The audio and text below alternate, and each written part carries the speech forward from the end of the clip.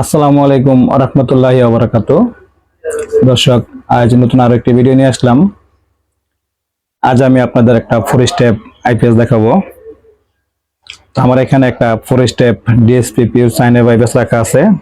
আইপিএসটা আমরা মাত্র কমপ্লিট করলাম। এটা একজনের অর্ডার একটা আইপিএস, এটা যাবে হচ্ছে চাঁদপুরে। আইপিএসটা আমরা একটু লাইন দিয়ে দেখি যে এটা কিরকম চলে। সংযোগটা আমরা অন করে নেই। এর হচ্ছে সামনের ডিসপ্লে, সুইচটা অন করলাম। এখন আমরা আউটপুট লোড চেক করব। এখানে আউটপুট লোড দিলাম। এখানে আমি 225-26 এরকম ভোল্টেজ থাকবে। 2-1 ভোল্টেজ সবসময় আপ ডাউন করবে। এটা যখনই আমরা সুইচ অন করব, লোড দেব, তখনই আপনার 1 ভোল্ট আপ ডাউন করবে এরকম। তো মেশিনটা হচ্ছে 1250 BA DSP pure sine wave একটা আইপিএস। এটা থেকে লোড দেওয়া যাবে আপনার 1000 ওয়াট পর্যন্ত লোড দিতে পারবেন। Full load 1000 watt. আমরা 900 ওয়াট সেট করে দেই। 900 পুরো লোড দিতে পারবেন। আর যদি 1000 বলেন তাহলে আমরা 1000 দিয়ে দিতে পারবো, সমস্যা হবে না। তো বোর্ডটা আপনারা দেখেন, যে ভিতরের বোর্ডটা দেখাচ্ছে একটু। 4 স্টেপ বোর্ডটা কিরকম আমাদের যে বোর্ডটা আছে, বোর্ডের সম্পূর্ণ হিটসিংটা কিন্তু হাই হিটসিং, উচ্চ মানের হিটসিং, অনেক হেভি। আমি মসফেট ইউজ করছি 3200 ভার্সন, 3200 বাস অরিজিনাল মসফেট ইউজ করছি। 16টা মসফেট এখানে ইউজ করছি আমি। আর ট্রান্সফর্মার ইউজ করছি, ব্যবহার করছি আপনার 6 ইঞ্চি কোরের 2.5 ইঞ্চি ফিটনেস। এটা এইভাবে 2.5 ইঞ্চি আছে, আর এইভাবে আছে 6 ইঞ্চি। মোটামোটা 4টা তার ইউজ করছি 13 নম্বরের। ট্রান্সফর্মারটা সম্পূর্ণ হেভি। আমরা যখন ট্রান্সফর্মারগুলো তৈরি করি, বাধাই করার পর আমরা কোর ব্যবহার করে কিন্তু বানিশে চুবিয়ে রাখি কিছুক্ষণ, তারপরে আমরা বানিশ থেকে ট্রান্সফর্মার তুলি। যার জন্য বানিশ দিলে ট্রান্সফর্মার তারগুলা যে চিপা গলি ফাঁকা আছে সবগুলো গ্যাপে গ্যাপে পূরণ হয়ে যায়। যার জন্য ট্রান্সফর্মার ডাকে না, প্লাস টেকসই হয় বেশি, লাস্টিং ক্ষমতা অনেক বেশি ট্রান্সফর্মারটা।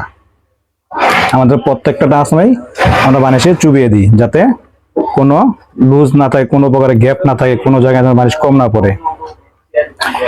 আর এটা হচ্ছে আমাদের পিছনের সাইড আউটপুট সকেট। এটা পিছনের সাইড। আর একটা সুইচ আছে এখানে, IPS, UPS plus battery tube flat, দুটো সুইচ এখানে আমরা ব্যবহার করছি। এটা হলো ডিএসপি পিওর সাইন ওয়েভ একটা আইপিএস। ডিএসপি যে কাজ, এটা কাজ কিন্তু আপনার চার্জিং এর ক্ষেত্রে কিন্তু অনেক ভালো কাজ করে এই আইপিএসটা। আপনার 4 স্টেপ চার্জিং মোড। আপনার প্রথমে চার্জিং মোড 1 এ চার্জ হবে, তারপরে 2, তারপরে 3, তারপরে 4 এ গিয়ে চার্জ শেষ হবে।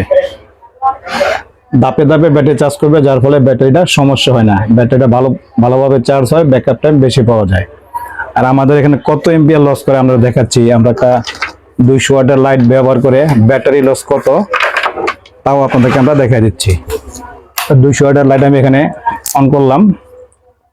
200 ওয়াট অন করার পরে এখানে আমার কত ওয়াট লস আছে, আমি সেই লসটা এখানে দেখব। এখানে ডিসি এম্পিয়ার খাচ্ছে 12.1, ডিসি এম্পিয়ার খাচ্ছে 12.1। আমি 200 ওয়াটের একটা লাইট এখানে অন করছি, আরো একটা অন করলাম।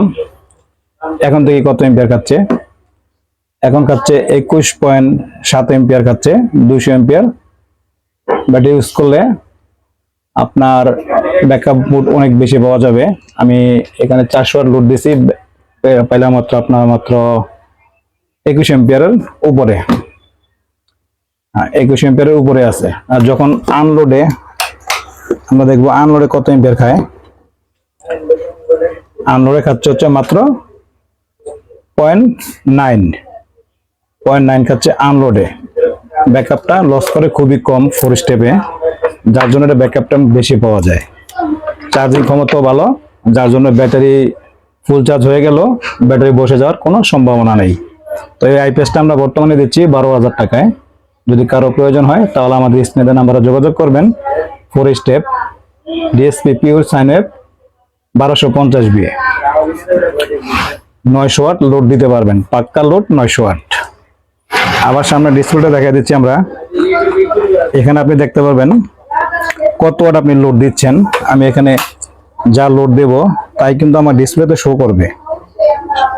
আমি ডিসপ্লেতে যা লোড দেবো তাই শো করবে, এমনকি ব্যাটারি ভোল্টেজ শো করবে, এসি ভোল্টেজ শো করবে, আমার চার্জিং এম্পিয়ার শো করবে। যা লোড দেব তা দেখতে পাবো, কত ওয়াট লোড আমি ব্যবহার করতেছি। তো এই হচ্ছে আজকে আমাদের এই 4 স্টেপ আইপিএস নিয়ে যে ভিডিও করলাম আজকে আপনাদের জন্য। অনেকেই মানে বলতেছে 4 স্টেপের ভিডিও দেওয়ার জন্য, তাই ভিডিওটা করলাম। আশা করি আপনাদের ভালো লাগবে। তো আজকের মতো এখানে বিদায় নিচ্ছি।